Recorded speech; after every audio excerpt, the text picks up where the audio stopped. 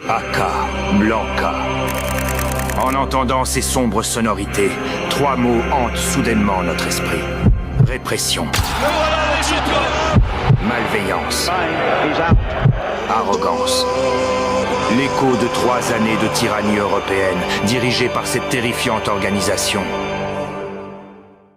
Pour mettre un terme à la surdomination mondiale du Barça et restaurer l'illustre dictature qu'incarnaient ces 3 lettres, Florentino Pérez était prêt à tout. Comme utiliser des jutsu interdits ou manipuler le corps arbitral, illustré avec la venue du Alambol de Mourinho, qui fut un ridicule échec.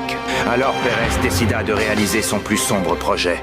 Un recrutement au long terme de puissants shinobi venus du monde entier. Des ninjas admirés, honnêtes, mais aussi des ninjas recherchés, des criminels. Tous sous l'aile d'un puissant sensei, ancienne légende absolue, choisi pour des raisons bien spécifiques. Et en 2016, son projet prit enfin forme. Dominant, effrayant, dangereux, effroyable, jutsu interdit, corruption, scène de crime, Alambol, tout ce qui importait était la victoire, avec une sanglante volonté d'anéantir l'adversaire.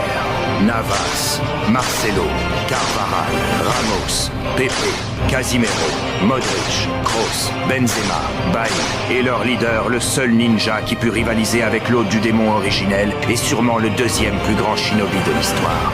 CR7, que des ninjas d'un niveau autre. Le mélange et l'entente entre fugitifs et innocents fut si homogène qu'il dégageait un chakra presque malsain d'une funèbre malveillance. Le plan de Pérez fonctionna, l'ascension de la MSN et du Barça fut stoppée et la dictature du Real Madrid était de retour. 3 LDC d'affilée du jamais vu, mais seulement en Europe.